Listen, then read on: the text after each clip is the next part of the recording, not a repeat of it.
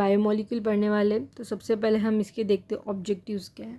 ठीक है, तो ऑब्जेक्टिव में क्या बोला है कि after studying this unit you will able to explain the characteristics of biomolecule like carbohydrate, protein, nucleic acid and hormone, classify the carbohydrate, protein, nucleic acid and vitamin on the basis of their structure, explain the difference between DNA and RNA and describe the role of biomolecule in biosystem.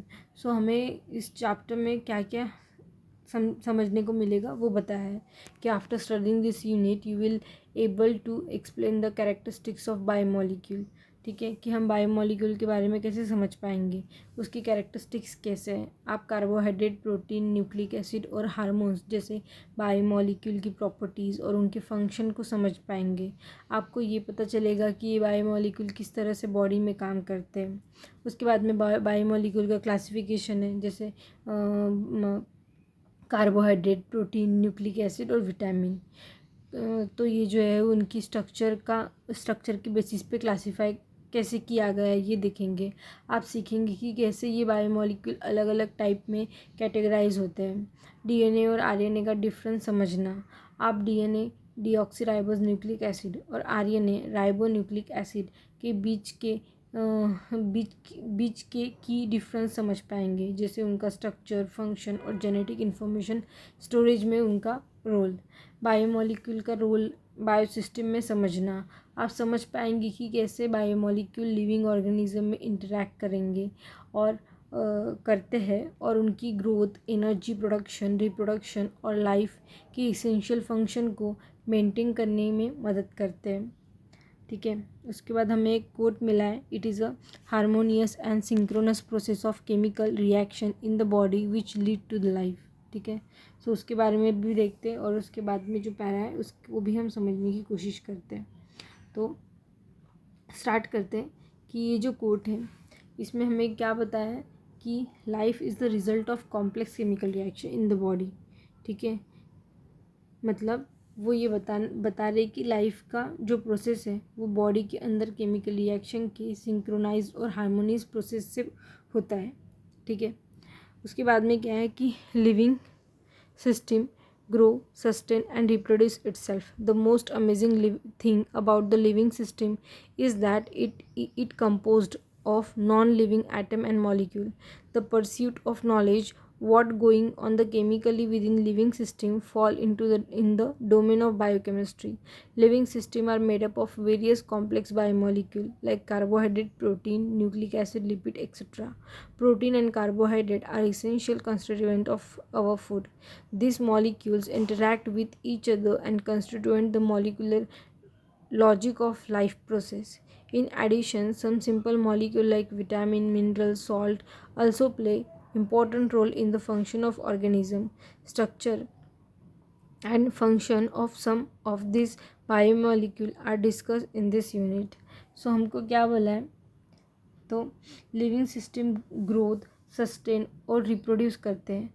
सबसे interesting बात यह है कि एक living system non living atom और molecule से बना होता है।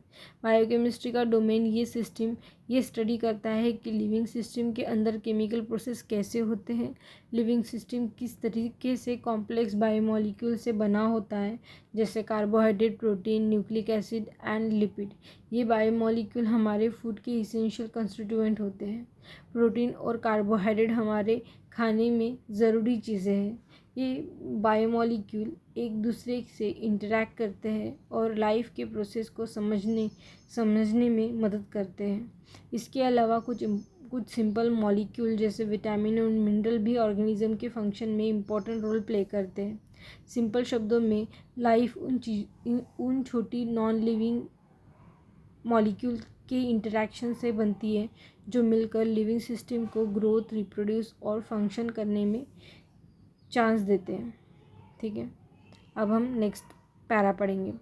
तो हमें क्या बोला है, कार्बोहाइड्रेट। ठीक है, फर्स्ट हम पढ़ने वाले कार्बोहाइड्रेट के बारे में। तो carbohydrate are primarily produce by plant and form very large group of naturally occurring organism. Some common example of carbohydrate are cane sugar, glucose, starch, etc. Most of them have the general formula CxH2O by Y and were considered as a hydrate of carbon, from where the name of carbohydrate was derived.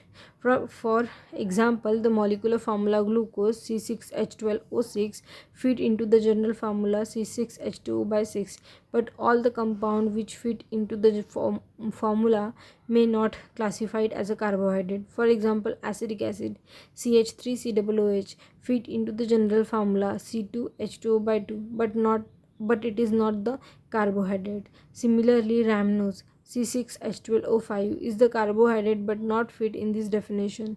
Large number of their reactions have shown that they contain the specific functional group.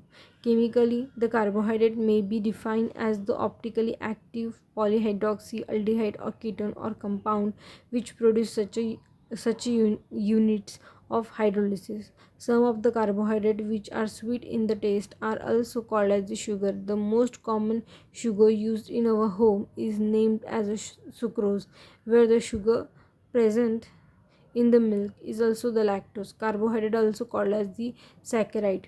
This word from the saccharon means sugar. Okay so ये para हम पढ़ने में समझेंगे अब क्या दिया है इस पैरा में. तो कार्बोहाइड्रेट प्राइमरली प्लांट के द्वारा प्रोड्यूस होता है और ये नेचुरली ऑकरिंग ऑर्गेनिक कंपाउंड का एक बहुत बड़ा ग्रुप फॉर्म करते हैं. ठीक है.